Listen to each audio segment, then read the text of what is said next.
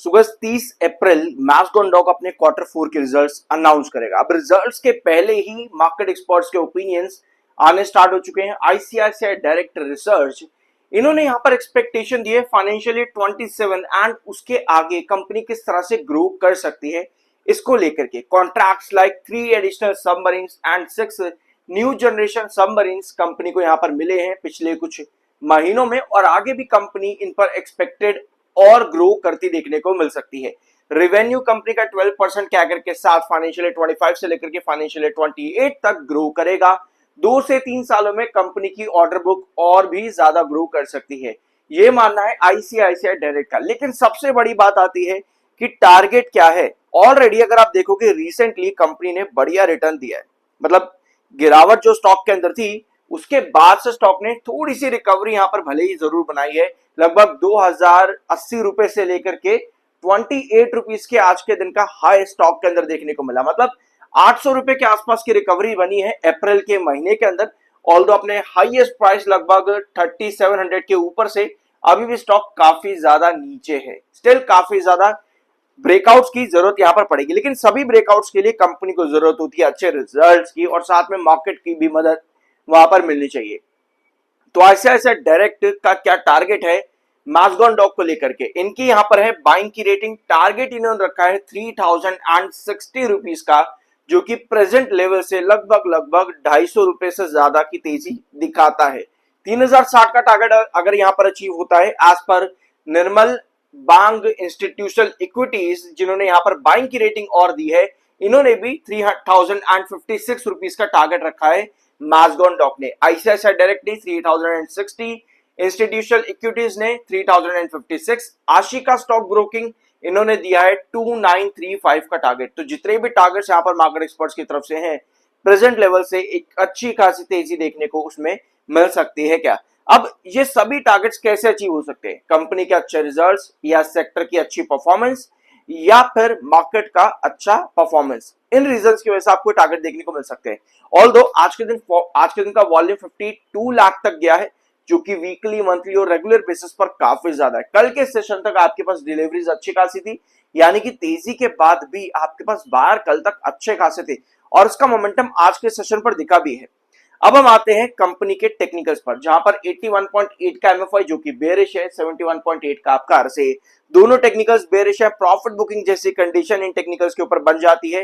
2682 ये है बहुत ज्यादा इंपॉर्टेंट प्राइस आपके मैस्टोन डॉक लिमिटेड के लिए। ऑल्दो आज के दिन जो ब्रेकआउट बना ना मैस्टोन डॉक में, उसमें 2682 को ब्रेकआउट करके 2769 के पास क्लोजिंग आई है। यानी कि ये जो प्राइस है 2682 का, ये हमने इसलिए मार्क किया है क्योंकि पहले 2025 में भी, इनफैक्ट 2026 में भी कई बार ये प्राइस आपको बहुत ज्यादा इंपॉर्टेंट देखने को मिला है। आज के ब्रेकआउट्स के पहले भी लगभग 4 से 5 सेशन 2682 पर ही आपका जो स्टॉक है वो कंसोलिडेट कर रहा था। यहां पर 2682 के पास ही साइडवेज पैटर्न पे 5 सेशन से ज्यादा कंसोलिडेट कर रहा था, जिसका ब्रेकआउट आज के दिन देखने को मिला है। अब ये ब्रेकआउट के दिन के आखिर में अगर आप देखोगे, सेलर नजर आया, 2800 को क्रॉस किया, सेलर वहीं पर ही एक्टिव हो गए। क्या यहां पर सस्टेनेबिलिटी बनने के चांसेस है? हमें यहां पे क्या नजर आता है कि 2682 पर ना हमेशा पहले क्लस्टर्ड पैटर्न बनाए।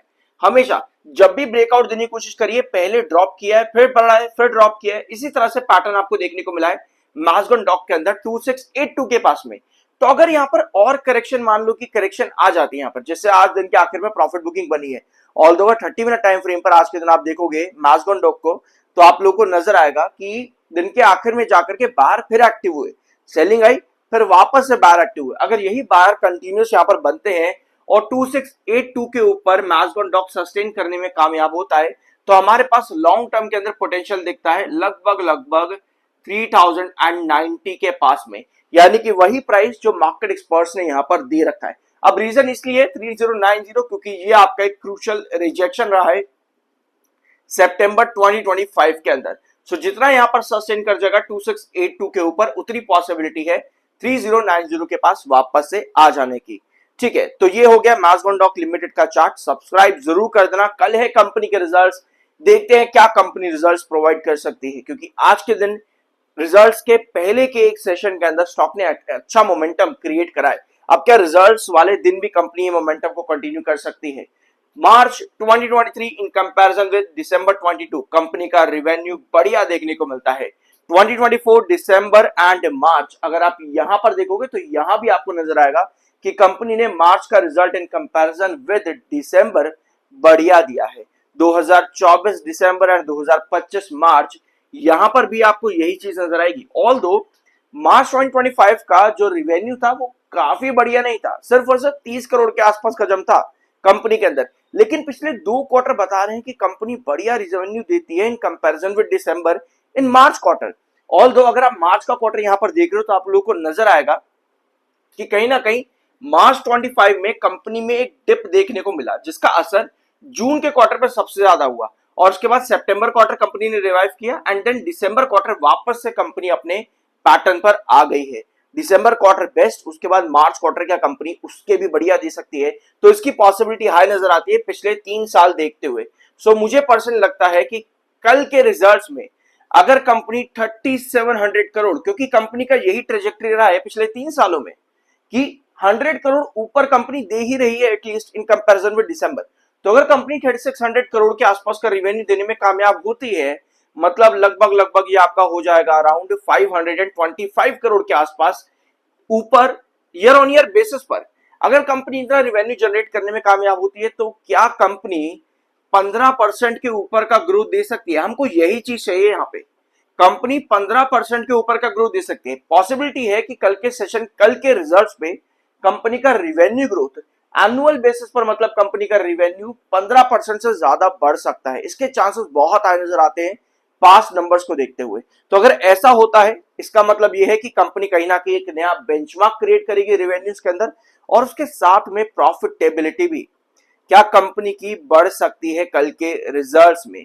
तो मार्च 2025 में कंपनी के प्रॉफिट से अराउंड 325 करोड़ के और दिसंबर में 880 करोड़ का प्रॉफिट कंपनी जनरेट करा है। यानी कि मार्च का जो प्रॉफिट है वो वीकेस्ट प्रॉफिट कंपनी ने दिया था 325 का। इसके नीचे प्रॉफिट कंपनी ने कभी भी नहीं दिए हैं इतने सालों के अंदर अंदर। तो यहां पर पॉसिबिलिटी नजर आती है कि अगर कल कंपनी एक बेंचमार्क लगा दे तो कंपनी का प्रॉफिट भी यहां पर 100% ग्रोथ क्या दे सकता है, क्योंकि मार्च 25 के अंदर 325 करोड़ का ही प्रॉफिट था। अगर कंपनी यहां पर मान लो 600 या 700 करोड़ का प्रॉफिट दे देती है, अगर 700 दे देती है तो 100% के ऊपर का ग्रोथ है। दिसंबर में कंपनी ने 9% का ही ग्रोथ दिया है। तो मुझे लगता है कि कल कंपनी से एक्सपेक्टेशन बहुत ज्यादा रहेंगी और उसका इंपैक्ट पिछले कुछ सेशंस के अंदर वॉल्यूम्स और डिलीवरीज पर भी दिख रहा है। बार्स लगातार यहां पर बने हुए हैं और साथ में कल के दिन के रिजल्ट्स की पॉसिबिलिटी भी काफी हाई नजर आती है कि कल के दिन कंपनी प्रॉफिट भी अच्छा दे और रिवेन्यू ग्रोथ भी बढ़िया देती देखने को मिल सकती है। तो मुझे पर्सनली लगता है कि कल का रिजल्ट कंपनी के लिए एक नया बेंचमार्क रहेगा। बाकी आपका क्या ओपिनियन है? आप भी चाहो तो कैलकुलेट कर सकते हो इन चीजों के, पास्ट को देखते हुए कि कंपनी कैसा परफॉर्म करा है और फ्यूचर में कंपनी कैसा परफॉर्म कर सकती है। क्योंकि कोई भी लॉन्ग टर्म टारगेट, अभी जो आपने मार्केट एक्सपर्ट्स का टारगेट देखे 3060, 3090 एंड ऑल, ये सभी टारगेट्स तभी अचीवेबल होते हैं जब कंपनी अच्छा परफॉर्म करती चली जाए, ठीक है। अदरवाइज डिले होते हैं लंबे टारगेट्स। जब आप बात करते हो ना अब तो यहां से ऊपर ही जाएगा, देखते रहना। तो वो सब चीजें डिपेंड करती है कंपनी किस तरह से ग्रो कर पाती है। Apart from this market sector rotation ये भी अपना मेजर रोल प्ले करते ही हैं। सो ये था आज का इनका वीडियो। होप कुछ नया जानने को मिला हो। सब्सक्राइब जरूर करना। मिलता अगले वीडियो में।